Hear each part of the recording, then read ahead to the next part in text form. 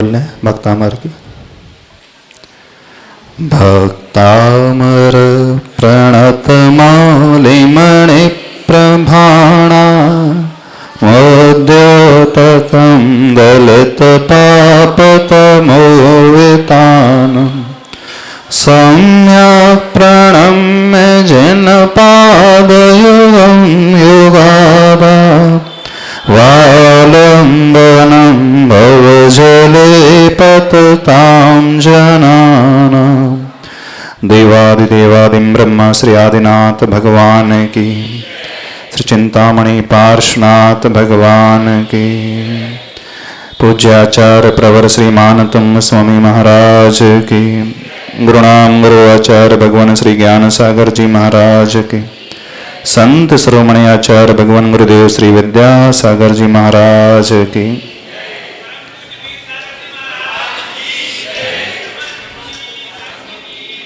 श्लोक नंबर 18 चल रहा था। नित्योदयं दलित मोह महांधकारं गम्यं न राहुवदनस्य न वारिदानं विभ्राजते तव मुखाब्जमनल्पकान्ते वेद्योतयं जगदपूर्वशशाङ्कबिम्बम्। इसका अर्थ विभ्राजते तव मुखाब्जम अनल्पकांति। तीसरे चरण में विद्योदयच जगत अपूर्व शशांक बिंबम। आचार्य प्रवर कह रहे हैं तव मुख अब्ज, आपका मुख रूपी कमल। अब्ज का अर्थ क्या है? अप शब्द से जब प्रत्यय जुड़ गया, यानी जो अप में पैदा हो, यानी जो जल में पैदा हो, सो वो कहलाता है जलज। अब्ज कमल, मुख ही उनका कमल है। और कैसा है? अल्प कांति वाला नहीं है, अनल्प कांति वाला है, यानी बहुत कांति चमक जिनकी है। विभ्राजते, शोभित होता है। प्रभु का मुख कमल विशेष कांति को लिए हुए शोभायमान होता है। इस जगत में अपूर्व शशांक बिंब है। शशांक का अर्थ होता है चंद्रमा। पूर्व में जो ना हुआ हो ऐसा चंद्रमा, जो आकाश गंगा में चंद्रमा दिखलाई देता है, वह तो राहु के द्वारा ग्रसित हो जाता है। उस चंद्रमा में भी दाग है। उस चंद्रमा का प्रकाश बहुत मध्यम है, बहुत डिम है। उस चंद्रमा के प्रकाश में हम पूर्ण रूप से इस जगत को देख नहीं सकते, लेकिन प्रभु आपका मुख कमल अलग ही है, अद्भुत है।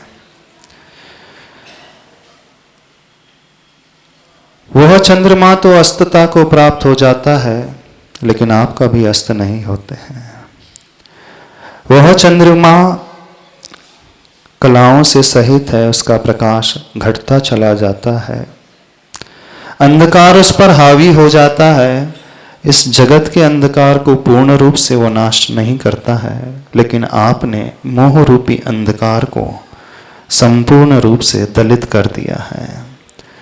चंद्रमा को राहु ग्रस लेता है अथवा केतु ग्रस लेता है, लेकिन आप किसी राहु अथवा केतु के द्वारा ग्रसित नहीं होने वाले हैं। भक्तामर की ही विशेषता है कि आचार्य प्रवर मानतुंग स्वामी जी सूर्य के लिए भी राहु का ग्रसना बता रहे हैं और चंद्रमा के लिए भी राहु का ही ग्रसना बता रहे हैं। लेकिन लोक मान्यता है एक को राहु ग्रसित करता है, एक को केतु ग्रसित करता है। ऐसी है ना? केतु किसे करता है? चंद्रमा को। राहु करता है सूर्य को। ऐसी लोक मान्यता है।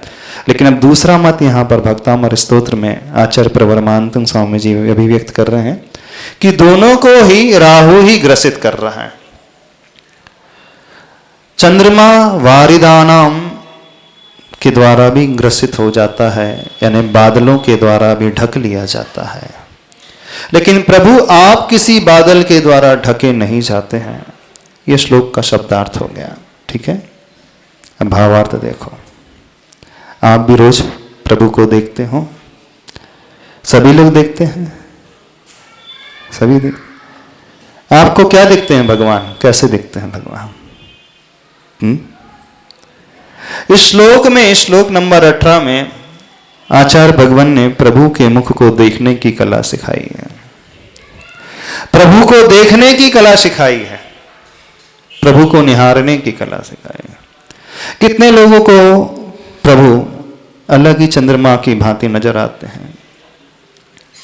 दर्शन तो रोज करते, कैसे दर्शन करते हैं, क्या देखते हो इनमें, किस रूप से देखते हो?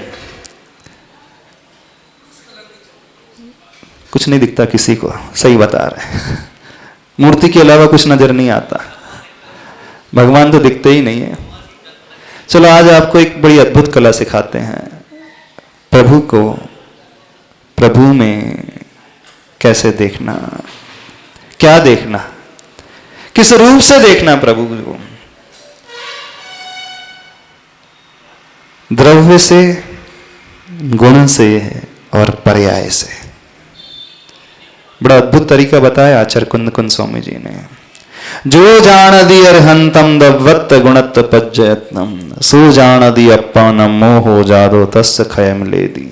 प्रवचन सार में आचार्य भगवान कहते हैं, जो अरिहंत भगवान को द्रव्य से, गुण से और पर्याय से जान लेता है, देख लेता है, वो अपने आप को जान लेता है और ऐसे व्यक्ति का मोह नष्ट हो जाता है, क्षय को प्राप्त हो जाता है।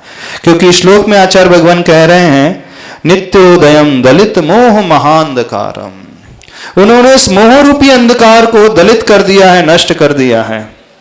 आप भी चाहते हो ना आपका मोह नष्ट हो जाए? नहीं चाहते।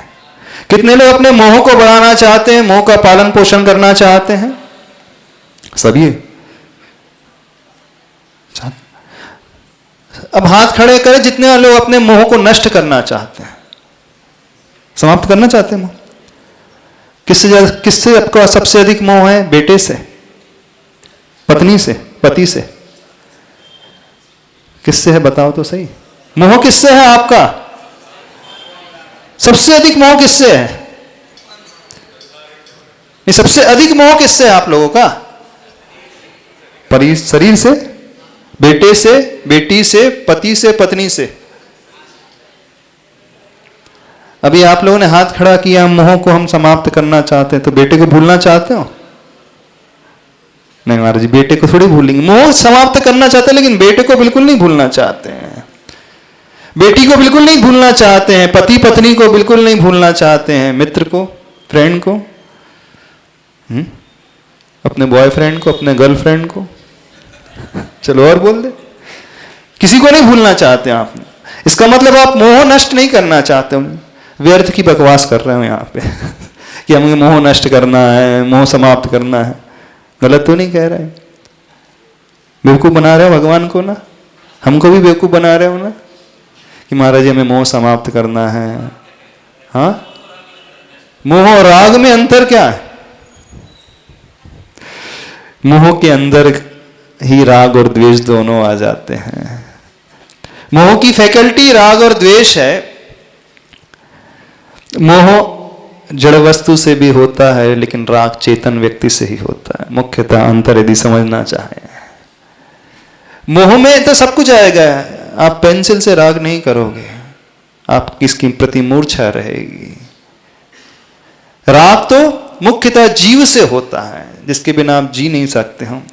और जो जड़ वस्तु है, कथनचित उसे अपन मोह के अंतर्गत में ला सकते हैं। वैसे देखा जाए तो है ना, है दोनों ही लोभ के अंतर्गत आते हैं, राग के अंतर्गत आते हैं। लेकिन जब जब राग की बात की जाएगी, वहां कोई व्यक्ति विशेष आ जाएगा, स्नेह आ जाएगा। वहां पे 15 प्रमादों में एक स्नेह आता है, लोभ कषा अलग आती है। इस बात को समझना, लोभ भी है, स्नेह भी है।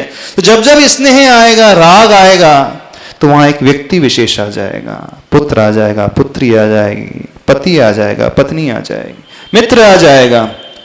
इससे राग नहीं होता है मुख्यतः।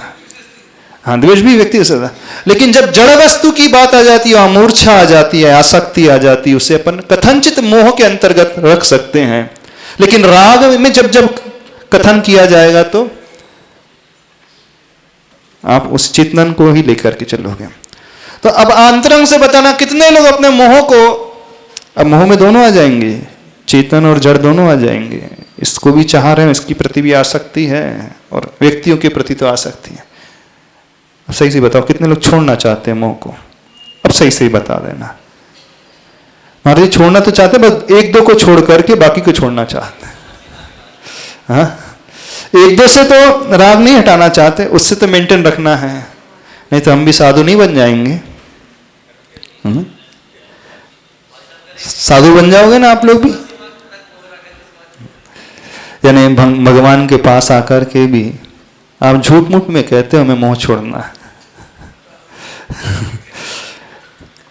देखो, छूटे ना छूटे ये अलग बात है, लेकिन अंदर की भावना की बात कर रहे हैं। छूटना तो बहुत बाद में होता है, ये तो सच फैक्ट है, छूट नहीं सकता एकदम से, लेकिन अंदर से चाह है भी कि नहीं, प्रश्न उसका है। जो अंदर से चाह उत्पन्न करेगा कि नहीं मुझे मोह समाप्त करना है, उसका तरीका बताते हैं। हाँ, तीव्र है, मंदता सब कुछ होती है उसमें आती, लेकिन उसका तरीका आज बताते हैं, मोह को कैसे जीतना। और ये आचार्य प्रवर मानतुम स्वामी जी नहीं, आचार्य प्रवर कुंद स्वामी जी ने बताया है, जो जानदि अरिहंतम दवत्त गुणत पच्चित्तम से, यानी अरिहंत भगवान को, आदिनाथ भगवान को कैसे देखना, कैसे जानना, कैसे उनके दर्शन करना, कैसे उनकी पूजा करना, कैसे उनको निहारना। बोले द्रव्य से, गुण से और पर्याय से देखो। सुना है आपने नाम? ये शब्द कितने लोगों ने सुना? द्रव्य, गुण, पर्याय। हाँ, 5वां अध्याय सबने पढ़ा, यहाँ की सारे पंडित हैं यहाँ जयपुरा में, तत्वार्षु सारे वाचन कर लेंगे, पढ़ लेंगे ना। हाँ, गुण पर्याय व द्रव्य में सूत्र बता दोगे। गुण और पर्याय वाला द्रव्य होता है, पर्याय से रहित द्रव्य नहीं होता है। जहां द्रव्य है वहां गुण भी रहेंगे, पर्याय भी रहेगी। हाँ, पर्याय में नश्वर होती है, नश्वर होती है, द्रव्य शाश्वत होता है। परिभाषा तो सबको याद है, अब अपने में घटाना है। हाँ, प्रभु में घटाना है। तो प्रभु को इस रूप से देखना शुरू करो, इस तरीके से देखना शुरू। और गारंटी आचार्य भगवान दे रहे हैं, सो जान दी अप्पा ना, वो अपने आप को जान लेगा, अपनी आत्मा को पहचान लेगा, अपने में आ जाएगा, और उसका मोह निश्चय खलु, निश्चय से नष्ट हो ही जाएगा, क्षय को प्राप्त हो जाएगा। और अभी इतने सालों से भगवान के पास आ रहे हैं, भगवान को देख रहे हैं, भगवान के दर्शन कर रहे हैं, पूजन कर रहे हैं, मोह कम हुआ है कि बढ़ा है? परिवार का मोह बताओ, कम तो नहीं हुआ? यानी हमें रिजल्ट नहीं मिल रहा है। अब भगवान, आचार्य भगवान कह रहे हैं, जो भगवान को द्रव्य गुण पर्याय से जान लेगा उसका मोह नष्ट हो जाएगा। लेकिन यहां कितने वर्षों से आ रहे हैं, कुछ भी नष्ट नहीं हुआ, कम भी नहीं हुआ। इसका मतलब है सही तरीके से न जाना ही नहीं, सही तरीके से प्रभु को देखा ही नहीं। आपकी क्या कहें, अधिकांश लोग सही तरीके से देखते ही नहीं। अधिकांश जैन श्रावकों की बात कर रहे हैं, उन भक्तों की बात कर रहे हैं जो रोज अभिषेक पूजन करते हैं, रोज भक्तामर का पाठ करते हैं, रोज तत्वार सूत्र को पढ़ते होंगे, गुण पर्याय द्रव्यम का पाठ करने वाले होंगे, 5वां अध्याय का।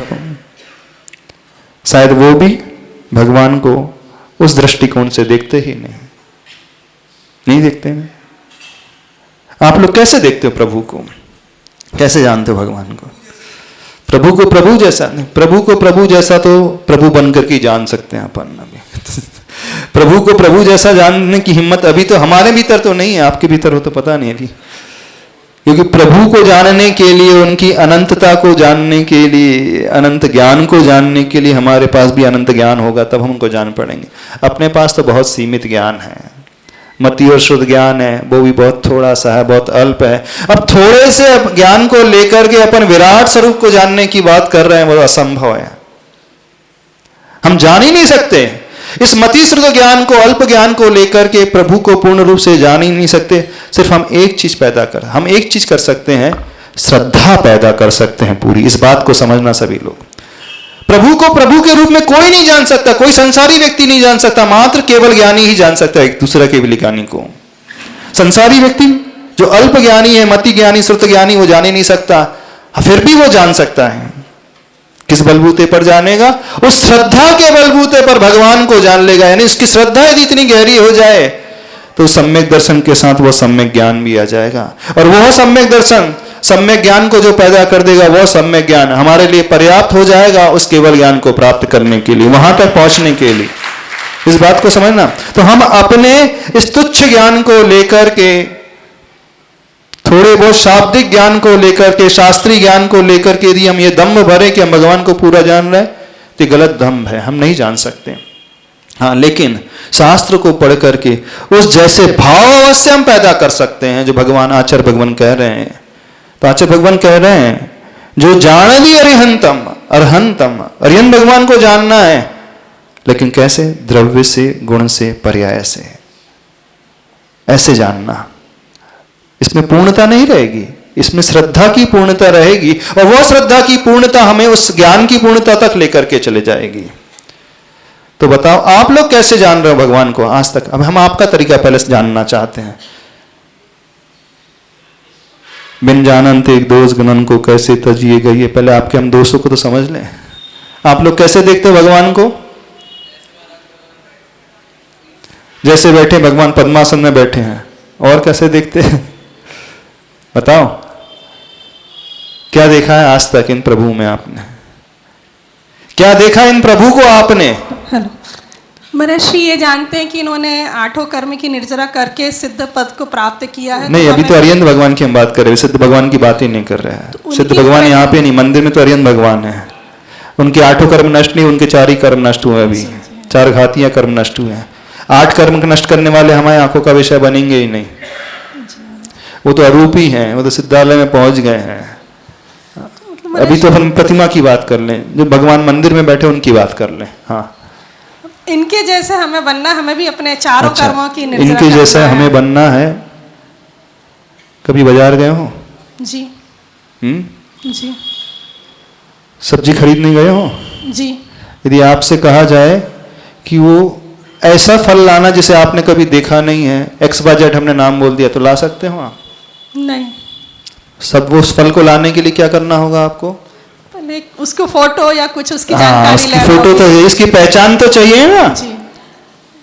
यदि पहचान ही नहीं हो, जिस बच्चे को ये कहा जाए कि भिंडी खरीद के लेकर के आ, उसने आज तक भिंडी देखी नहीं, तो क्या लेके आ जाएगा?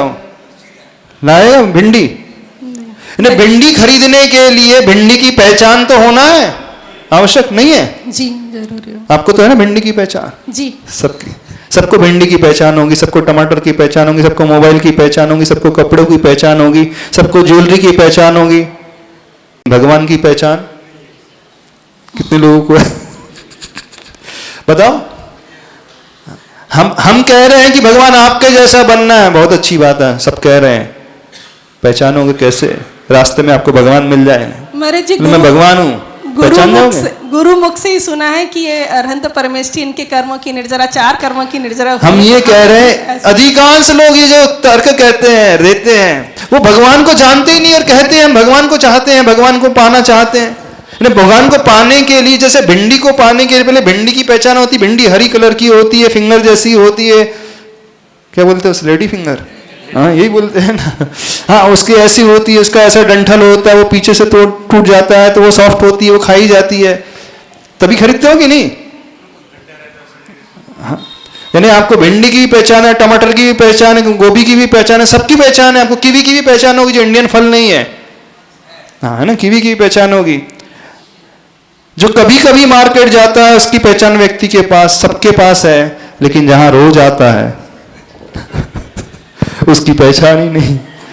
जो कभी कभी उपयोग में आना है उसके बारे में सब जानते हो, लेकिन जिनके चरणों में रोज आते हो उन्हीं के बारे में नहीं जानते। कितनी बड़ी विडंबना नहीं है? अपन सबकी नहीं है, बताओ। तो कभी ये भी तो विचार किया करो, आखिर हम जिसके पास आ रहे हैं पहले उसे तो हम जान लें, और बिना उसे जाने सारे लोग लगे हैं। 99.99% 99.99% लगे हैं भगवान के पास, रोज आ रहे हैं। लेकिन हम उनसे पूछें, आप आ रहे हो, भगवान कैसे होते हैं? बोले महाराज जी आप ही जानो कैसे होते हैं, हमें तो पता ही नहीं है। हमें तो जो पता है कि रोज आने थे, चावल चढ़ाने हैं, ढोक देने, बस यही पता है ना। बाकी इसकी पहचान सब, ये बूढ़े ठूढ़े हैं ना, सबको मोबाइल की पहचान होगी।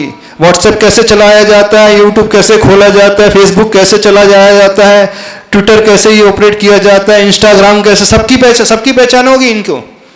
जिन्होंने कभी देखा नहीं है, कभी खोल के नहीं देखा, कभी पढ़ाई लिखाई की नहीं है, स्कूल गए नहीं होंगे, वो भी व्हाट्सएप चला लेते हैं, इंग्लिश में खोल लेते हैं कि नहीं, यूट्यूब भी खोल लेंगे, सारे चैनल खोल लेंगे। इंग्लिश कभी नहीं पढ़ी जिनने, उन्हें मालूम है कि वो यूट्यूब का स्लोगन कैसा, उसका लोगो कैसा होता है, वो डाउनलोड करना पड़ता है। बस ऐसा लाल कलर का दिखा था, ये यूट्यूब है। भले पढ़ेंगे नहीं, यानी देखना बेसिक नॉलेज नहीं है, फिर भी वो अपना काम कर लेते हैं। लेकिन जहां रोज आते हैं, जिनके चरणों में रोज आते हैं, उनकी कोई पहचान की बात ही नहीं करता। तो विचार नहीं आता कि इन प्रभु को भी जान ले हम कभी कभी। आता है विचार, फिर क्यों नहीं जाना आज तक? महाराज श्री, हाँ, हमें अपने दोस्त तो मालूम है, लेकिन हमें इस पे कोई दोस्त नजर नहीं आता, इसलिए दर्शन करने आते। हमें अपने दोस्त मालूम है, हाँ। और इनमें कोई दोस्त नजर नहीं आता, इसलिए दर्शन करने आते। अच्छा, ये शायद अपनी चर्चा हो गई थी, एक दिन बताया था। सबसे कह रहे हैं पहले इन्हें जानना सीखो, जो हम पाना चाहते हैं उनकी पहचान तो करना सीखो, नहीं तो पास में आकर के भी प्यासे लौट करके जाओगे। निकट आकर के भी बिना कुछ पाए आप ऐसे ही रूखे सूखे चले जाओगे। और ऐसा ही होता आ रहा है सबके साथ प्राय। वो रोज आता है प्रभु के पास, लेकिन खाली हाथ ही लौट करके चला जाता है, उसको संतुष्टि नहीं मिलती, कुछ मिलता ही नहीं आ करके। अधिकांश लोग यही उत्तर देते हैं, हम जाते तो हैं प्रभु को देखने, दर्शन करने, पूजन करने।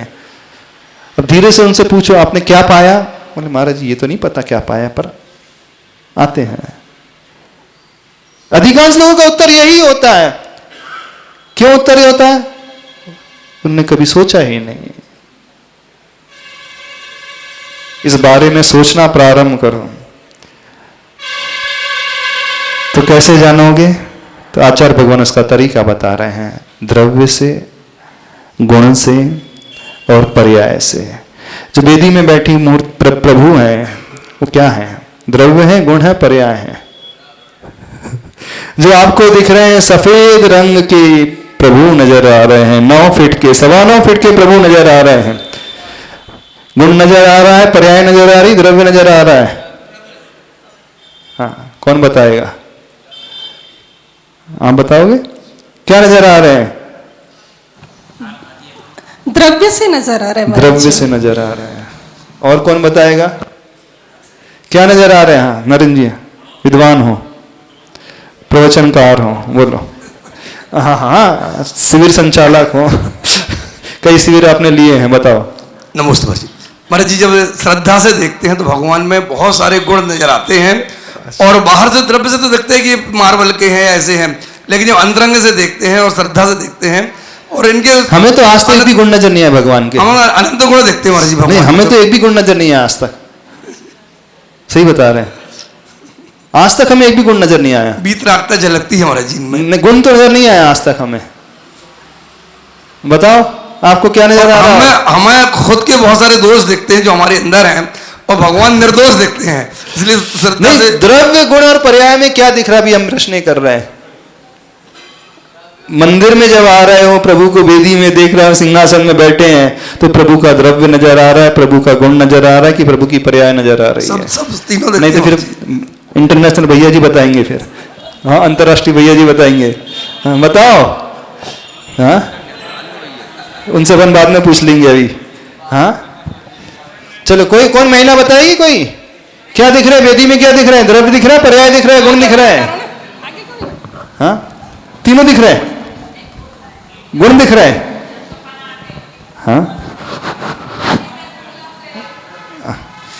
महाराज श्री अति श्रद्धा हमारे अंदर है तो हम सब कुछ देख सकते हैं, और यदि श्रद्धा ही नहीं है तो कुछ नहीं, पाषाण है। हाँ, आचार्य श्री कभी प्रश्न पूछा किसी ने कि फोटो लगाना चाहिए मंदिर में, तो कल किसकी कल आचार्य श्री कल लगे हम फोटो दिखती कहाँ है, वो तो आचार्य श्री दिखते हमें। हाँ, तो यदि श्रद्धा है तो उसमें गुण पर्याय द्रव्यम। अभी देख क्या रहे हैं उसकी हम बात नहीं कर रहे हैं, दिख क्या रहा है उसकी बात कर रहे हैं। आपने जो उत्तर दिया वो हम देख रहे हैं, श्रद्धा वाला उत्तर दे दिया। दिख क्या रहा हम उसकी बात कर रहे हैं। अभी देखता तो व्यक्ति कुछ भी देख सकता है, वो तो पत्थर, इसमें भगवान देख लेगा। वीतरागी 18 दोषों से रहित, सही कह रहे हैं। ये क्या है?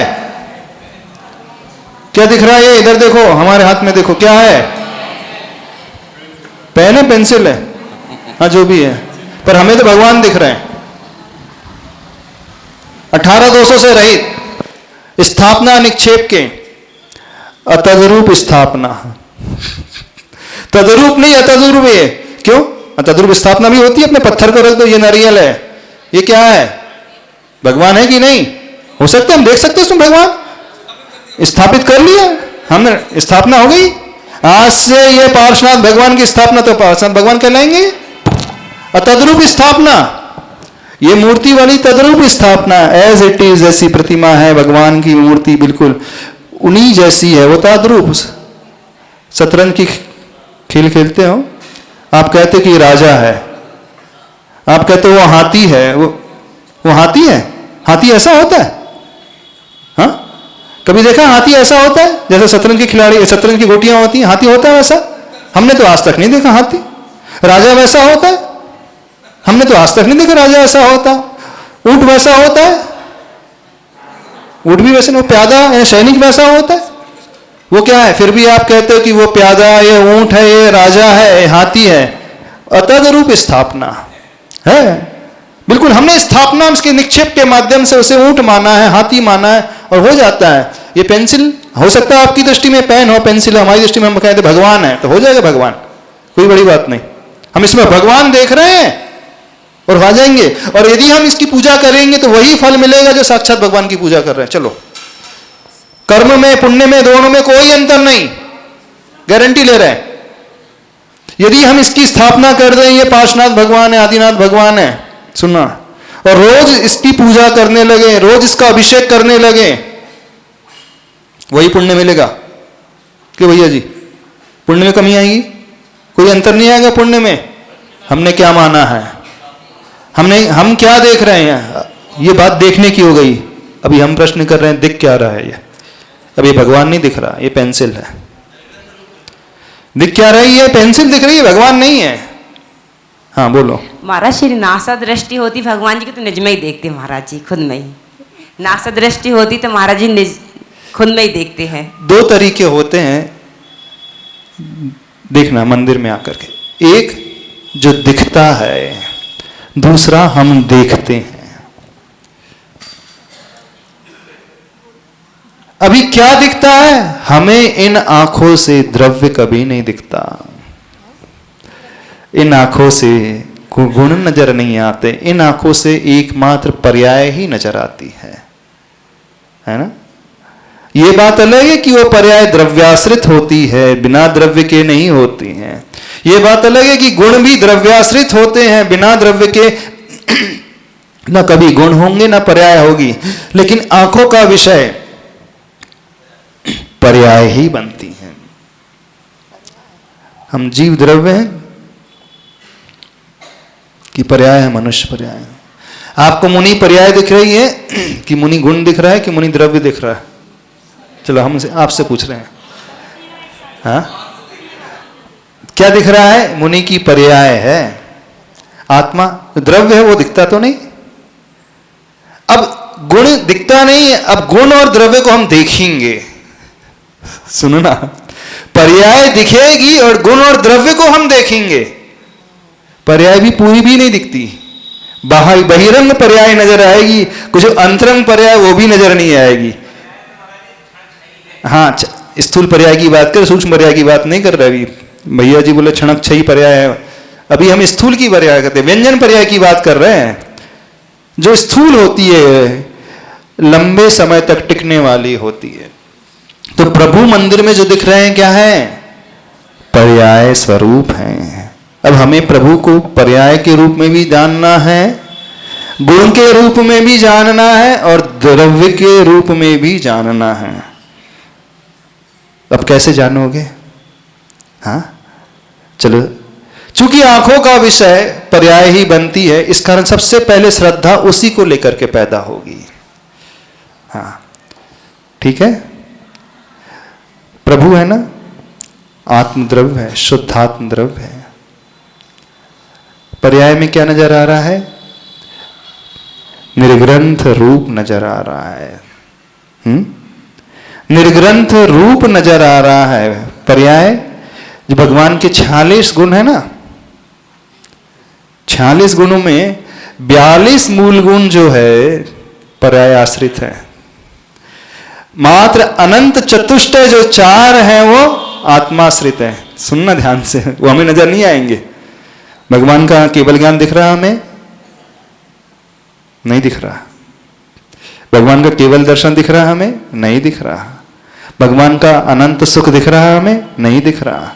भगवान का अनंत वीर नजर आ रहा हमें? नहीं आ रहा। हमें क्या नजर आ रहा है? क्या देखना? चलो, पर्याय को भी अच्छे से हम देखना सिखाते हैं। तो प्रभु को कैसे देखना? तो जो प्रभु के शरीर के अतिशय है, जन्म के अतिशय, पहले उससे देखना सीखो। जन्म की जो 10 अतिशय होते हैं, नित्यम निषेधत्वम निर्मलता क्षीर गौर रुधिरत्वम च स्वाद्याकृति संगनने सौरूप्यम सौरभम च सौलक्ष्यम। प्रभु को किस रूप में देखना है? प्रभु के शरीर किस रूप में देखना है? प्रभु आपका परम औदारिक शरीर है। आपका ऐसा सुंदर शरीर है जिसमें कोई स्वेद नहीं, पसीना नहीं निकलता है। इस रूप से देखना है। आपका शरीर ऐसा शरीर है जिसमें किसी प्रकार का मल का निर्माण नहीं होता है, न मूत्र का निर्माण होता है, न पसीना है, न मलमूत्र पैदा होता।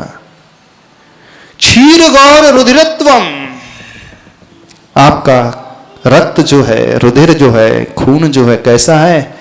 क्षीर, दुग्ध के समान गौर वर्ण का, सफेद रंग का। अपना रक्त कैसा होता है? लाल रंग का। प्रभु के शरीर में बहने वाला जो ब्लड होता है वो कौन से रंग का होता है? श्वेत वर्ण का। अपना शरीर मल को पैदा करने वाला। प्रभु के शरीर में न मल न मूत्र कुछ पैदा नहीं होता। अपने शरीर में तुरंत पसीना निकलने लगता है, प्रभु के शरीर में कोई पसीना नहीं निकलता है। निकलता? स्वाद्याकृति यानी समचतुरस संस्थान आपका है। प्रथम आकृति, पहला संस्थान, सुंदर संस्थान। हाथ पैर जो शरीर के 8 अंग हैं पूरे प्रपोर्शन में हैं। ऐसा नहीं है कि नाक चपटी हो, हाथ लंबे हो, थुल काया हो, न मोटे हैं न दुबले हैं, अलग ही रूप को लिए हुए हैं। जितना प्रपोर्शन होना चाहिए आइडियली स्पीकिंग, उतना ही आपके बॉडी के हर अंगों का प्रपोर्शन। उत्तम सहनन, वज्र वृषभ नाराज सहनन के धारी है प्रभु आप। 5 अतिशय हो गए। स्वेद रहित, मलमूत्र रहित, श्वेत रक्त, वज्र वृषभ नाराज सहनन और सम चतुरस संस्थान। ऐसा सुंदर सौरूप्यम, आपका रूप बड़ा स्वरूपता को लिए बड़ा सुंदर है। सौरूप्यम सौरभम, आपके शरीर से सुगंधी हमेशा फूटते रहती है। 1008 लक्षण आपके भीतर मौजूद हैं।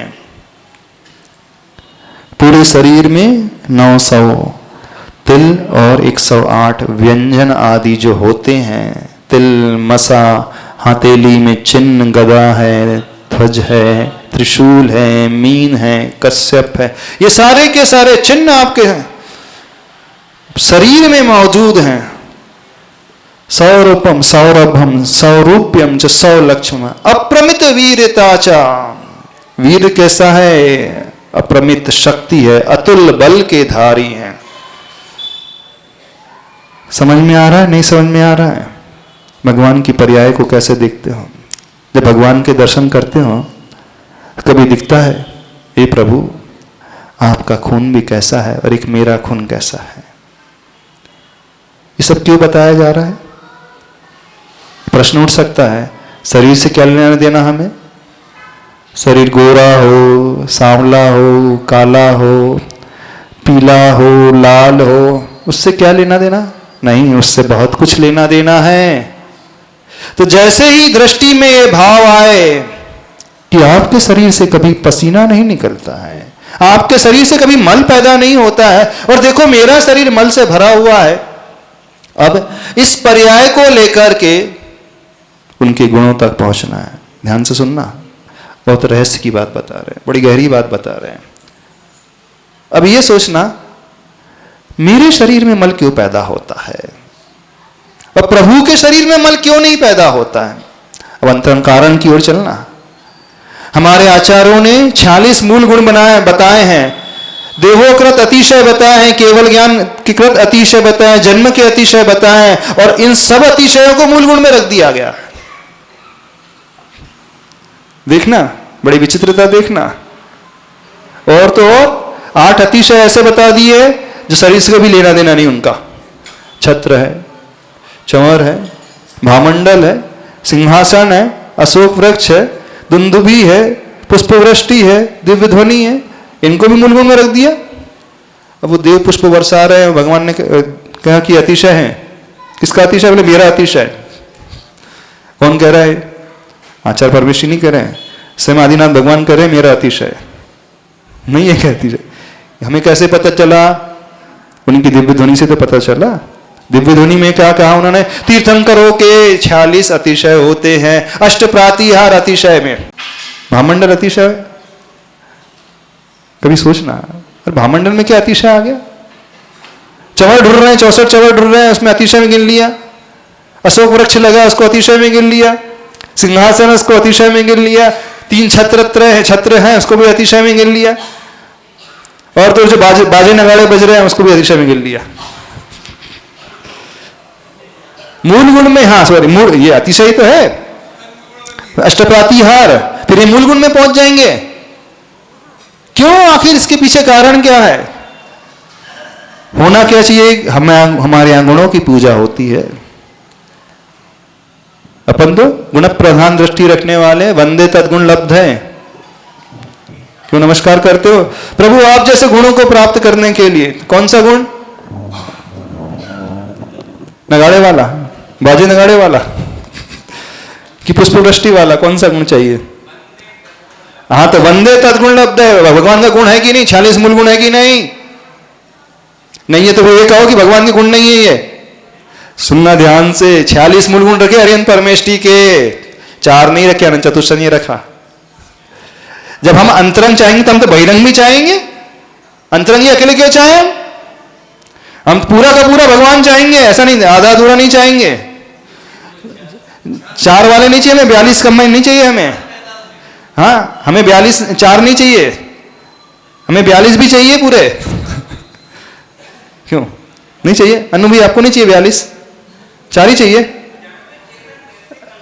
जड़ में चेतन की कल्पना कैसे? तो आप बताओ ना, भगवान ने क्यों कह दी 46 रखो मेरे? भगवान को कहना 4 गुण की पूजा करो मेरे। अनंत ज्ञान दर्शन सुख और भी इसी की पूजा करना चाहिए। और भगवान कह रहे हैं नहीं, पुष्पवृष्टि की भी पूजा करो। पुष्पवृष्टि को भी चाहो। नहीं, हम तो चाहते भैया, अब आप लोग नहीं चाहते, आपकी बात अलग है। हम तो पुष्पवृष्टि भी चाहते हैं, नगाड़े भी चाहेंगे, और छत्रत्रय भी चाहेंगे, और सिंहासन भी चाहेंगे, भामंडल भी चाहेंगे, अशोक वृक्ष भी चाहेंगे। उससे कम में कॉम्प्रोमाइज बिल्कुल नहीं करेंगे। नहीं, बढ़ेंगे भी नहीं, ज्यादा भी नहीं चाहिए, उतना ही चाहिए, 46 ही चाहिए। हाँ, नहीं चाहिए आप लोगों ने 46। यदि आप ये कहो कि नहीं हमें 46 नहीं चाहिए, तो इसका मतलब आप पूरा भगवान को लाइक नहीं कर रहे हो। पूरा पसंद नहीं कर रहे हो, थोड़ा थोड़ा पसंद कर रहे हो। थोड़ा अपना अध्यात्म बीच में मत प्रवेश कराओ।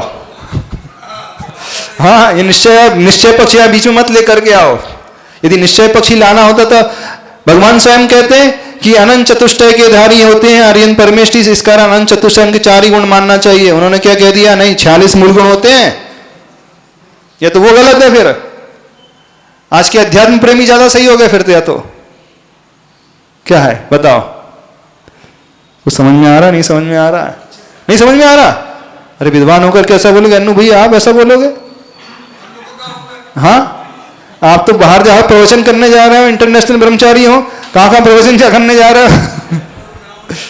हाँ, सैपुरा का नाम रोशन कर रहे हो, बताओ। कभी सोचा करो क्यों 46 मूल गुण रख दिए प्रभु ने? हाइट तो तब हो गई जो एकदम पृथक है, शरीर से भी पृथक है, उपचरित असद्भुत नय का विषय। चलो शास्त्रीय भाषा में कह दे, उपचार से जो कभी अपना हो नहीं सकता उन्होंने अपना बना लिया। ये पेंसिल हमारी अपनी हो सकती है, भामंडल उनका हो सकता है कभी? उनसे एकदम पृथक है। अशोक वृक्ष उनका हो सकता है?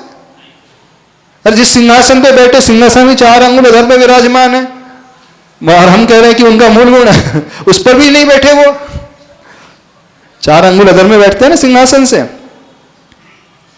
फिर भी हम कह रहे नहीं भगवान का मूल गुण है। यानी हाइट तो तब हो गई जो एकदम उपचरित असद्भुत नय का विषय है, एकदम उपचार से पृथक है, भिन्न है। वो चेतन है, ये जड़ है। चलो शरीर भी जड़ है, लेकिन शरीर और आत्मा में तो एक क्षेत्रावगाह संबंध है, संश्लेष संबंध है, कथनचित वो अभिन्न मान सकते हैं, लेकिन जो एकदम पृथक दिख रहे हैं उसे भी उन्होंने मान लिया। क्यों रखा है? क्यों रखा है? भगवान की पर्याय को देखो, पर्याय से भी दृष्टि गुणों तक पहुंचते की ओर होती है, भगवान तक पहुंच सकते हैं। किसी से अपन इंप्रेस कब होते हैं? जब उसका तामझाम देखते हैं, नहीं होते? एक व्यक्ति आ रहा है, मर्सिडीज में बैठ करके आ रहा है, और उसके आगे 3 मर्सिडीज पहले चल रही हैं, 3 मर्सिडीज पीछे चल रही है। हाँ, और 4 नहीं 8 बॉडीगार्ड आ रहे हैं। पहले वो आते हैं, मुआयना करके जाते हैं ठीक स्थान है कि नहीं, जहां रुकेंगे हमारे सर, हाँ सेफ्टी है कि नहीं, फैसिलिटी बराबर है कि नहीं। 4 दिन पहले नहीं 7 दिन पहले से इसका मुआयना करेंगे। रेड कारपेट वेलकम होगा। जब ऐसे देखते कोई रेड कारपेट वेलकम हो रहा है, 3 गाड़ियां नहीं 7 गाड़ियों की फ्लीट चल रही है आगे, 7 गाड़ियों के पीछे, और बीच की गाड़ी से वो उतर रहे हैं। हाँ, और सब गेट पहले खोलेंगे, पहले सैल्यूट करेंगे। अपन देख के ही प्रभाव देख के, कौन है वही व्यक्ति है। हाँ, क्या वैभव है, गजब का वैभव है। अभी उसे नहीं देखा आपने, उसके वैभव को देख करके ही इंप्रेस हो जाता है कि नहीं कुछ तो दम रखता है व्यक्ति अपने आप में, तभी तो है होता है कि जिसके अष्ट प्रातिहार नजर आ रहे हैं, कुछ तो दम रखते होंगे तीर्थंकर भगवान अपने आप में, तभी तो देवता लोग पुष्प वृष्टि कर रहे हैं। हमने भगवान को देख करके भगवान को नहीं माना। अरे सुनो ध्यान से, देवताओं को जो सम्यक दर्शन होता है ना, प्रभु के दर्शन से नहीं, उनकी महिमा को देख करके सम्यक दर्शन हो जाता। देवताओं के लिए सम्यक दर्शन का एक हेतु जिन महिमा दर्शन बताया है, जिन बिन दर्शन नहीं बताया। समझना ध्यान से, सिद्धांत की बात कर रहे हैं। मनुष्य को तो जिन बिंब से सम्यक दर्शन हो जाएगा, लेकिन देवताओं का सम्यक दर्शन किससे होगा? जिन महिमा दर्शन से, यानी उनके वैभव को देख करके सम्यक दर्शन हो जाता है। जब वो उनके चरणों में सौधर्म इंद्र 1008 आंखें बना करके नृत्य करता है, तांडव नृत्य करता है, तब वो सारे के सारे जो असंख्यात देव और देवियां हो जाते रहते हैं, भगवान को नहीं देखते, अपने स्वामी को देखते। अरे इनको तो मैं अपना स्वामी मान रहा था, ये किनके चरणों में डले? जरूर ये कोई महान हस्ती है, अपन भी इनके चरणों में लोटपोट हो जाओ, साष्टांग नमस्कार कर लो, बस सम्यक दर्शन हो जाता है उनको। समझ रहे हो कि नहीं? मंदिर इतने भव्य क्यों बनाए जाते हैं? परिकर इतना भव्य क्यों बनाया जाता है? छत्रत्र इतने भव्य क्यों बनाए जाते हैं? सिंहासन इतना भव्य क्यों? चंवर इतना भव्य क्यों? वेदी इतनी भव्य क्यों? परिकर इतना भव्य क्यों? लोगों को अट्रैक्ट करने के लिए। बेदी से अट्रैक्ट नहीं करना है। अरे जिसके लिए बनाया जा रहा है, देखो कितनी ऊंची हस्ती है, इतने अष्ट प्रातिहारों से घिरा हुआ है। तो इस कारण जितनी सुंदर वेदी होती है उतने लोग अपने आप दूर दूर से दर्शन करने आएंगे। नाम बहुत सुना है साईपुरा के मंदिर के, चलो एक बार दर्शन करके आते हैं। अभी भगवान पार्श्वनाथ को नहीं देख रहा है, उसने भगवान पार्श्वनाथ के बारे में बिल्कुल नहीं सुना है। जो लोग दूर से आते हैं, मंदिर सुंदर है, देख के आना चाहिए एक बार। उसने ये नहीं सुना पार्श्वनाथ भगवान सुंदर है। क्या होता है? हनुमान ताल के मंदिर जाना है, बोले क्यों? अरे बहुत भव्य मंदिर है। अकृत्रिम जिनालय के दर्शन करना है, क्यों? बहुत भव्य जिनालय, अभी महिमा चल रही है सारी, अष्ट प्रातिहार चल रहे हैं। तो अष्ट प्रातिहार को देख करके भी सम्यक दर्शन हो जाता है। ये कहा जा रहा है कि जितने भव्य अष्ट प्रातिहार रहेंगे उतना ही उसकी रुचि भीतर से पैदा होगी। नहीं, अब तो भगवान के दर्शन करने चलना ही है। समझ रहे हो? नहीं समझ रहे हो? पर्याय को देखना सीखो। अभी हम भगवान को भी देखना नहीं सिखा रहे। आचार्य भगवान सिखा रहे, हम नहीं सिखा रहे। आचार्य कुंद स्वामी जी कह रहे हैं, अरिहंत भगवान की पर्याय को देखो, शरीर को देखो, और शरीर आश्रित जो उनके गुण हैं उनको देखना सीखो। सीख पाओगे? पहले आकर के भगवान के दर्शन नहीं करना, पहले आकर के वेदी के दर्शन करना। पहले आकर के अष्ट प्रातिहार को देखना। कैसा है अष्ट प्रातिहार? गजब का अष्ट छत्रत्र तो गजब का बना हुआ है। भामंडल तो अद्भुत भामंडल, और अशोक वृक्ष कहना ही क्या। अब जब प्रातिहार को देख लिया, हाँ अब देखे तो सही किसके लिए बनाया गया। हाँ, अब दूल्हे को देखने की बात आई है। पहले तो अपन ने बिहार के डेकोरेशन को देखा है, बारात देखी है, कितने व्यंजन बने हैं पार्टी में, कितने आइटम है रिसेप्शन में, कितनी भीड़ है। हाँ, तामझाम कैसा है, कौन सी 5 स्टार होटल में। हम अब चलो दूल्हे को देख लेते हैं, दूल्हा कौन है। तो वो प्रभाव डालता है कि नहीं? हाँ, प्रभाव डालता है कि नहीं? परिकर कितना प्रभाव डाल रहा है? उसका परिकर ही है प्रभाव डालने वाला।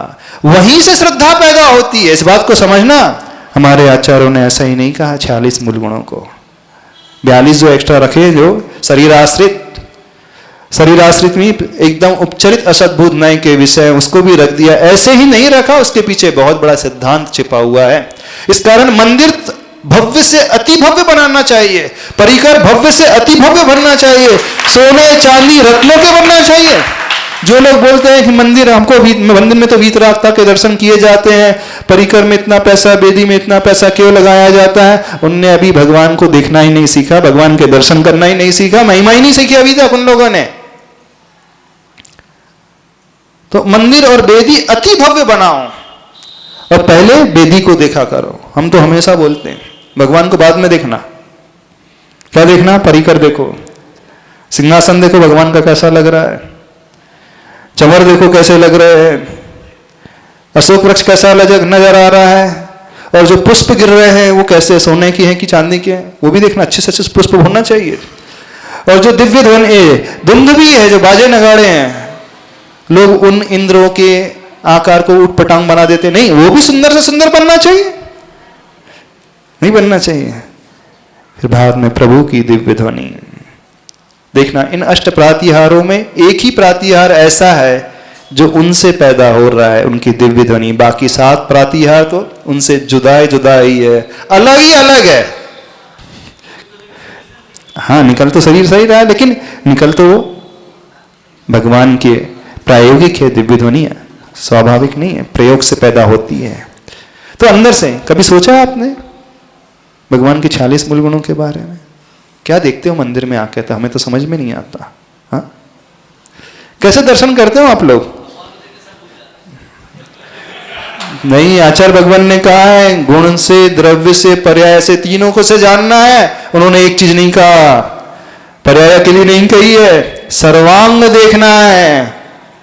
सर्वांग देखा करो, एक चीज नहीं देखना। नहीं तो वो अकेले एक ही चीज लिख देते ना आचार्य भगवान, उस पर्याय से पर्याप्त था। सर्वांगीण होना चाहिए, गुणों की ओर भी दृष्टि। तो पर्याय को कैसे देखना? पहले अष्ट प्रातिहार को देखना, अच्छे से अच्छे, उस ओर दृष्टि लगाना। समय हो जाएगा फिर हमारा ये विषय है, ये बड़ा लंबा विषय है, ये श्लोक बड़ा लंबा है, हम पूरा नहीं कर पाएंगे, 4-6 दिन लग जाएंगे। हाँ हाँ, तो पहले अष्टप्रातिहार देखा करो खूब अच्छे से, फिर देख करके क्या सोचना, भगवान आपको छत्रत्र क्यों मिले, मुझे क्यों नहीं मिले।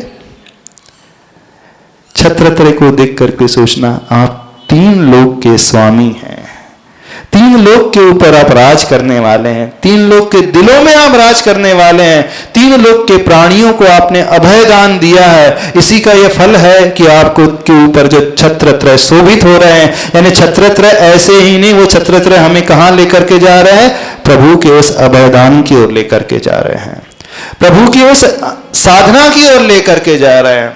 जब चमर को देखो, चमर क्या कार्य करते हैं, ऊपर नीचे आते हैं।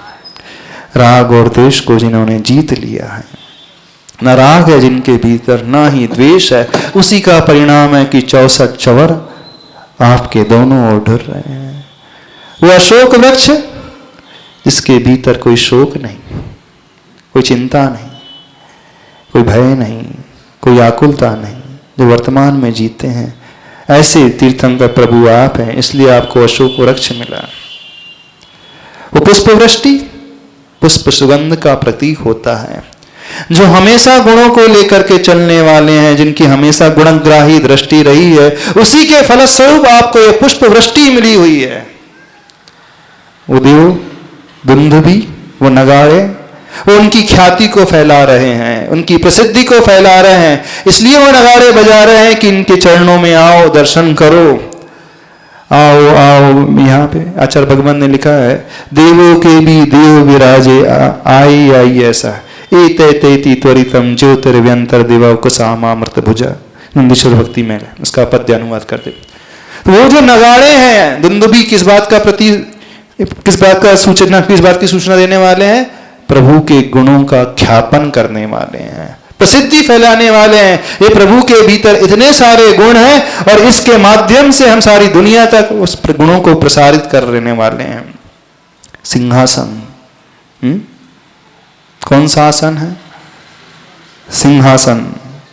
सिंहासन का अर्थ क्या होता है, जैसे वो सिंह निर्भय होता है, निडर होता है, शूरवीर होता है, कर्म के क्षय के लिए उपसर्ग और परिचयों में जो निडरता से डटे रहे, कभी डिगे नहीं, वो सिंहासन उस बात का प्रतीक है। इस सिंहासन पर बैठकर के भी आप नहीं बैठे हैं, अधर्म पर विराजमान है, 4 अंगुल उधर में हैं, आपको सब कुछ मिला लेकिन कोई आसक्ति का भाव आपके भीतर नहीं है। आपको देख करके प्रभु अब लगाना वंदे तद्गुण लब्धे, मैं भी ऐसी ही साधना करना चाहता हूं, मैं भी अपने भीतर ऐसी ही निर्भयता चाहता हूं, मैं भी ऐसे अपने भीतर ऐसी अनासक्ति का भाव लाना चाहता हूं, उस राग द्वेष को जीतना चाहता हूं, उस गुणग्राही दृष्टि को लेकर के आना चाहता हूं, और कुछ मैं नहीं चाहता हूं।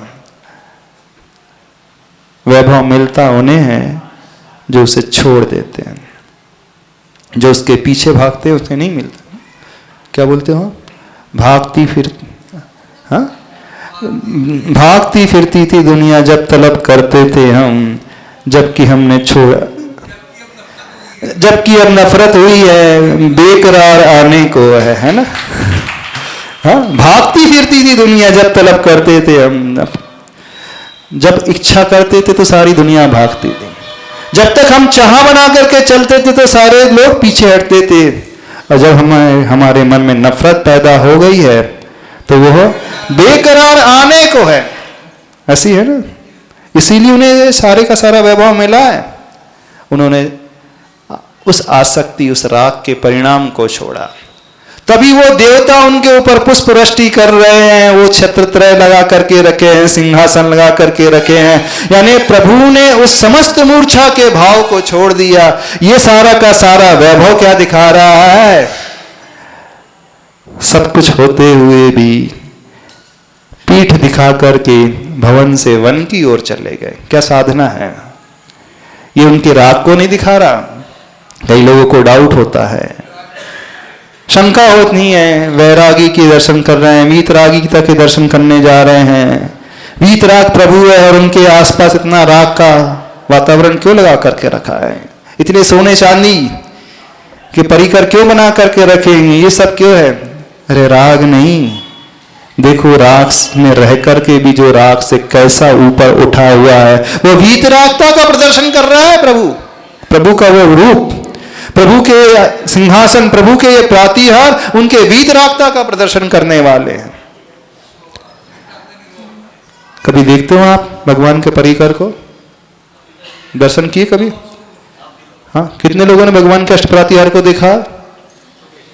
नहीं देखा? कभी नहीं देखा? क्या देखा था फिर? क्या देखा बताओ सही? नहीं देखा, नहीं जाना। भिंडी की तो पहचान है आप लोगों को, टमाटर की पहचान है, लेकिन भगवान की पहचान नहीं है। क्या है? क्या मचा करके रखा है? क्या लगा करके रखा? कुछ समझो। अब इसके बाद अब पर्याय, वह भी पर्याय आश्रित था। अब पर्याय ने शरीर की ओर दृष्टि।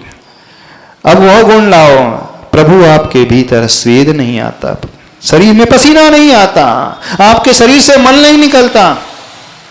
क्यों नहीं निकलता? कभी सोचा आपने? भगवान को पसीना क्यों नहीं आता? कोई बताएगा हमें इसका उत्तर? भैया जी, भगवान को पसीना क्यों नहीं आता उनके शरीर में? कारण, लक्षण है। क्यों? लक्षण तो है, जन्म से मिला शरीर ऐसा, सब कुछ मिला है। कारण, हम कारण जानना चाहते हैं। ये तो दुनिया देख रही है, इसमें कोई बड़ी बात नहीं। कारण बताना आपने को, कारण को खोजना सीखो, भगवान को नहीं। भगवान क्यों बने वो खोजना सीखो, तब दर्शन होते हैं। ऐसे तो बहुत बार दर्शन किए हैं, इन आंखों से तो बहुत दर्शन किए हैं, भवों में किए हैं। उससे क्या होता है? कल्याण आज तक नहीं हुआ, इसका मतलब है कारण को हमने खोजा ही नहीं। कभी भी आंखों से दर्शन नहीं किए जाते मंदिर में आकर के, कभी भी आंखों से दर्शन नहीं हो सकते, हो ही नहीं सकते। यदि आंखों से दर्शन होने से कल्याण होना होता तो जितने पशु पक्षी, जितने लोग आते हैं, जितने शिल्पी हैं, जितने कारीगर हैं, जितने कर्मचारी, जितने पुजारी हैं, जितने माली हैं, उनको हो गया होता कल्याण। उनको नहीं होता है। हाँ, सबसे ज्यादा समय वही रहते, सवेरे 6 बजे से दोपहर के 12 बजे तक वही रहते हैं। जितना तो आप नहीं देते होंगे उतना टाइम वो देते, फिर भी कुछ नहीं होता। तो प्रभु हमारी आंखों का विषय बन ही नहीं सकते कभी भी। अब थोड़ा हम उल्टा कह रहे हैं। अभी हम कह रहे थे नहीं आंखों से देखना पर्याय को। हाँ, पर्याय तो आंखों से दिखेगी, लेकिन जो ग्रहण किया जाएगा वो आंखों से नहीं, अब अंदर से ग्रहण करा जाएगा। हाँ, तो भगवान का शरीर स्वेद रहित है, पसीने रहित है। क्यों होता है? पूर्व का पुण्य इतना पूर्व में उन्होंने पुण्य किया कि मतलब क्यों नहीं मिला उनको पसीना? आपको क्यों मिला, हमें क्यों मिल गया पसीना वाला शरीर? देखो अब हम बताते हैं, सुनना। पसीना किसका प्रतीक होता है? पसीना कब आता है आपको? जब व्यक्ति बहुत ज्यादा परिश्रम करके थक जाता है? चिंता होने लगती है। देखो ठंडे एसी में भी बैठ करके पसीना होने लगता है। हाँ, क्यों उन्हें नहीं मिला पसीने वाला शरीर, स्वेद वाला शरीर? कभी उन्हें थकान नहीं होती है। परिश्रम कितना भी कर ले वो थकते नहीं है, अंतरंग से, मन से कभी थकते नहीं है। पूर्व भाव में उन्होंने वो साधना की है, ऐसा परिश्रम किया है, कभी परिश्रम करके मन में खेद खिन्नता नहीं लाई है, कभी चिंता की लकीर उनके भीतर पैदा नहीं है। उसका फलस्वरूप है कि उनको शरीर जो है स्वेद रहित शरीर मिला है। टॉयलेट क्यों जाते हो आप लोग? अब हम बताएंगे। प्रभु को के शरीर में मल क्यों नहीं पैदा होता है, मूत्र क्यों नहीं पैदा होता है? सबके शरीर में मल मूत्र क्यों पैदा होता है? इसलिए होता है पैदा कि जितना खाता है 100% पचा नहीं पाता है, कुछ अंश उसका वैसा ही रह जाता है, वो एनर्जी में ट्रांसफॉर्मेशन नहीं हो पाता है उसका। लेकिन प्रभु जी कि मैं सब कुछ हो जाता। क्यों? यदि आपको होगा, याद होगा तो हमने एक बात बोली थी आपसे reading without reflecting is just like eating without digesting. भोजन कर लेना लेकिन उसको पचा नहीं पाना, उससे क्या हो जाता? अपच हो जाता। जो भोजन अंदर जाता है जब वो बच जाता है तो मच जाता है, ऐसी है ना? हाँ, और अपच हो जाता है। लेकिन किसी की जठराग्नि इतनी तीव्र होती है वो सब कुछ डाइजेस्ट। किसकी जठराग्नि तीव्र होती है? जो व्यक्ति जो सुनता है, पढ़ता है, उसे आत्मसात पूर्णतया कर लेता है, चरित्र में पूर्णतया ढाल लेता है, उसकी जठराग्नि, मानसिक जठराग्नि भी, वाचनिक जठराग्नि भी और कायिक जठराग्नि भी इतनी प्रबल हो जाती है कि जो भी वह सुनेगा वह आत्मसात कर लेगा, रहस्य में छिपा करके रख लेगा। जो भी चर्या की बातें, अच्छी बातें हैं, उससे वो ग्रहण कर लेगा, चरित्र में अंगीकार कर लेगा। यानी पूर्व भाव में प्रभु ने ऐसी साधना की थी, जो भी शास्त्र स्वाध्याय किया था उसे अपने जीवन का, चरित्र का, आचरण का अंग बना लिया था। और अपने को क्यों मिला? क्योंकि अपन सुनते ज्यादा हैं और अमल में कम लाते हैं, खाते ज्यादा है, पचाते कम है। Reading without reflecting just like eating without digesting. खाया जा रहा है लेकिन पचाया नहीं जा रहा, पढ़ा जा रहा है, अमल में नहीं लाया जा रहा। पूजा बहुत हो रही है लेकिन चरित्र को बदला नहीं जा रहा है। जाप बहुत दी जा रही है लेकिन आचरण एज इट इज बना हुआ है। सब दिखावा चल रहा है, क्रियाकांड, नाटक, प्रदर्शन, ठीक है ना? आत्मसात कुछ नहीं हो रहा है, अथवा आत्मसात हो रहा है तो बहुत कम हो रहा है, थोड़ा हो रहा है। तो जितना आत्मसात करेगा उसका उतना ही कम मल बनता है, और जो पूरा आत्मसात कर लेता है उसका मल ही नहीं बनता। जो भी वो ग्रहण करेंगे, जो भी इनटेक रहेगा, वह सब एनर्जी में कन्वर्ट हो जाता है। इस कारण शरीर जो होता है पसीने से रहित होता है, शरीर जो होता है मल से रहित होता है। तीसरा गुण, श्वेत रक्त, श्वेत वर्ण का खून क्या है? मां के शरीर में दुग्ध की उत्पत्ति कब होती है? जब वह ममता और वात्सल्य का भाव पैदा होता है ना, तभी वह उस शरीर में दूध पैदा होता है। जब तक वो भाव पैदा ना हो बन ही नहीं सकता। नेचर ने ऐसा ही बनाया है ना, बिल्कुल ऐसा ही बनाया है, इसके बिना वो पैदा ही नहीं हो सकता। यानी जिसके मन में पूर्ण वात्सल्य पैदा हो जाता है तो उनका शरीर का रंग भी जो है सफेद हो जाता है। प्राणी मात्र के प्रति वो करुणा का भाव उनके भीतर भरा हुआ है। जो सफेद रंग होता है, सफेद क्यों होता है हमारा ब्लड?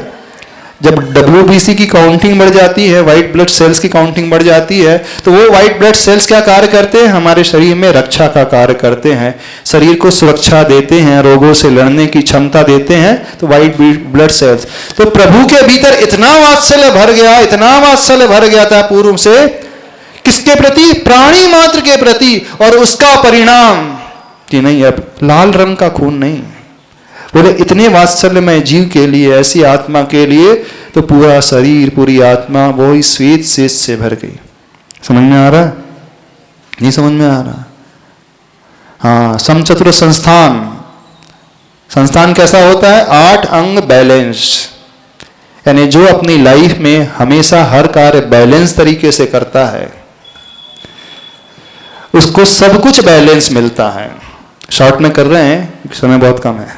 हाँ? जो अपने हर कार्य में पूरा बैलेंस बना करके चलता है लाइफ में, जिसकी लाइफ में कभी इम्बैलेंस क्रिएट ही नहीं होता है, जो प्रॉपर व्यवस्थित तरीके से हर कार्य करता है, अपनी सोच को भी व्यवस्थित करता है, अपने वचनों का प्रयोग भी व्यवस्थित करता है, अपने शरीर का प्रयोग भी व्यवस्थित करता है, उसको इसी प्रकार के अंगोपांग मिले। इस कारण में समचतुर संस्थान मिला। वज्र विषम नारा सहनन, वज्र की भांति हड्डियों का बंधन। क्यों? पूर्व भाव में की हुई वैयावृत्ति का परिणाम, पूर्व भाव में की हुई सेवा का परिणाम इतना मजबूत शरीर, वैसा वज्र विषम नारा सहनन। सौरूप्यम, स्वरूपता, सुंदरता, अद्भुत सुंदरता, जो देखे सो देखता ही रह जाए, अपने आप को ही भूल जाए। क्यों मिलता है? सुंदर शरीर, भक्त है सुंदर रूप। पूर्व भाव में की हुई उनकी भगवान के प्रति भक्ति, गुरु के प्रति भक्ति, आचार्य के प्रति भक्ति, प्रवचन के प्रति भक्ति, जो जितनी भक्ति करेगा उसको उतना ही सुंदर रूप मिलेगा। सुंदर रूप उनको ऐसा ही नहीं मिला था। भक्ति की थी पूर्व में उन्होंने, आप लोग भी करते हैं। सुगंधित शरीर यानी गुणग्राही दृष्टि हमेशा रही है। सुगंधी जो प्रतीक गुणों का प्रतीक है, जिनके शरीर से सुगंध फूट रही है, उसकी प्रशंसा है। किसकी प्रशंसा दुनिया में हमेशा होती है? गुणवान व्यक्ति की, जो स्वयं गुणों को लेकर के चलता है, स्वयं इस प्रकार के नेचर का होता है, स्वयं गुणों को हमेशा देखने की भावना रखता है, गंदगी में से भी जो गुणों को खोज लेता है, ऐसा जिसका आचरण होता है, उसकी प्रशंसा दुनिया में हर जगह होती है। हर लोग उसके पूछते हैं, मानते हैं। तो प्रभु को सुंदर और गुणा सुगंधित शरीर इसलिए मिला कि पूर्व से ही वो उन गुणों को धारण करते हुए चले हुए आए, ऐसी उन्होंने साधना की है। लक्ष्य 1008 लक्षण, पूरे शरीर में 1008 लक्षण, सुंदर सुंदर लक्षण। ये सब इंडिकेटर हैं बेसिकली, जो 10 अतिशय है ना, और कुछ नहीं है, संकेत हैं। किस बात के संकेत देने वाले हैं? पूर्व भाव में की हुई उनकी साधना का संकेत देने वाले हैं। ये फल है और कुछ नहीं। ऐसा नहीं कि अपन ध्वज का चिन्ह बना लो, टैटू बना लो तो हमारा भी जीवन बदल जाएगा। आप है ना, कुछ लोग टैटू बना लेते हैं, स्वास्तिक बना लेंगे, कलश बना लेंगे, कछुआ बना लेंगे और क्या क्या बना लेंगे। वो सोचते कछुआ बनाने से हमारा जीवन में हमारा भविष्य भी बदल जाएगा। कुछ लोग कछुए की अंगूठी पहन लेते हैं। हाँ हाँ, बहुत बिक रही है आजकल कछुए की अंगूठी। बोले इससे क्या है, जीवन में बहुत, बाहर का नहीं अंदर का दर। उनके हाथ में भी कछुआ रहता है, तीर्थंकर के भगवान की हथेली में कछुआ रहता है, नहीं रहता नहीं है, रहता है। ऐसे कार्य उन्होंने पूर्व भाव में किए हैं। सैनन अलग है, बल अलग है, इस बात को समझना। प्रभु का सैनन अलग है और बल अलग है। सैनन जो है हड्डियों का बंधन विशेष है, और बल जो है सभी वज्र विषम नाराजधारी सहनन को एक जैसा बल नहीं मिलता। हनुमान का बल अलग ही प्रकार का, भीम का बल अलग ही प्रकार का। युधिष्ठिर के पास भी वज्र विषम नाराज सहनन था, लेकिन वैसा बल नहीं था जो भीम के पास था। हनुमान जी के पास जैसा बल था, अन्यों के पास वैसा बल नहीं था। तो बल कुछ अलग दिशा की ओर संकेत देता है। यानी जो प्राणी मात्र के प्रति उनकी बीमारी को देख कर के अंदर ही अंदर पीड़ित होता है। भीम को इतना बल इस कारण मिला, शास्त्रों में लिखा है कि जब वो पूर्व भाव में थे, जहां वो रहते थे, वो खोज खोज करके बीमार की सेवा किया करते थे, खोज खोज करके औषध दान दिया करते थे। जो भी मिल जाए चला चला करके ढूंढ ढूंढ करके कौन पीड़ित है, कौन बीमार है, कौन परेशान है, उसकी वैयावृत्ति करते थे। उसका परिणाम है, यानी विशेष रूप से वैयावृत्ति करना अलग है, लेकिन विशेष वैयावृत्ति करते थे। उसका परिणाम है कि उनको ऐसा अतुल बल भीम को मिला, और तीर्थंकर भगवान को भी ऐसा अतुल बल मिलता है। कितने हो गए अतिशय जन्म के? हो गए 9 हो गए, 10 हो गए? समझ में आया नहीं? तब भगवान को देख करके ये सोचा करो। देखोगे? ऐसे नहीं देखोगे। क्या देखोगे? महाराज जी वो तो बस दिख रहे हैं, सफेद रंग के भगवान ही दिख रहे हैं और कछु नहीं दिख रहा है। हाँ, और क्या दिख रहा है? कछु दिख रहे हैं? अभी पर्याय से दर्शन करना सिखा रहे हैं, गुण से अभी बाद में करेंगे, द्रव्य से बाद में करेंगे। द्रव्य समय चूंकि हो गया है। हाँ हाँ, कुछ पूछना है? हाँ। महर्षि जी, आपने प्रश्न पूछा था कि भगवान में क्या दिखता है या क्या देखा। अब हम फिर पूछ रहे हैं कि आपने इतना सारा बताया, और आप जब उत्तर पूछे तो हम उसका क्या रिप्लाई करें कि भगवान को द्रव्य से देखें, गुण से देखें, पर्याय से भगवान को द्रव्य से भी देखना, गुण से भी देखना, पर्याय से ही देखना, तीनों से देखना है। क्योंकि आचार्य कुन स्वामी कह रहे तीनों से देखना हमें, तब हम अपने आप को देख पाएंगे, तब हमारा मोह नष्ट होगा। एक और अतिशय रह गया है, प्रीहितवादित्व मधुर धनी। जब वो बोलते हैं हर कोई सुनने के लिए लालायित रहता है। आप बोलते रहे, हम सुनते रहे, बड़ी मधुर कंठ, बड़ा कर्णप्रिय शब्द, बड़ा अच्छा लगता है। क्यों मिलता है ऐसा वचन? हर कोई सुनना चाहे। जो हमेशा विनम्र स्वभाव का धारी होता है, जो हमेशा सत्य वचनों का प्रयोग करने वाला होता है, जो कभी किसी का व्यंग नहीं कसता है, किसी के ऊपर टॉन्ट नहीं कसता है, किसी की मजाक नहीं उड़ाता है, किसी की खिंचाई नहीं करता है, कर्कश वचनों का प्रयोग नहीं करता है, सत्य वचनों का प्रयोग करता है और बहुत विनम्रशील वचनों का प्रयोग करता है। ऐसे जीव को मधुर कंठ मिलता है, सुस्वर नाम कर्म का उदय उसका होता है, जो वो कहे उसकी बात को हर एक व्यक्ति सुनने के लिए आतुर होता है। तो ऐसे प्रीहित वचन को धारण करने वाले तीर्थंकर भगवान, ये 10 अतिशय, पर्याय आश्रित और 8 अष्ट प्रातिहार। अब इतने रखते हैं, आज समय हो गया।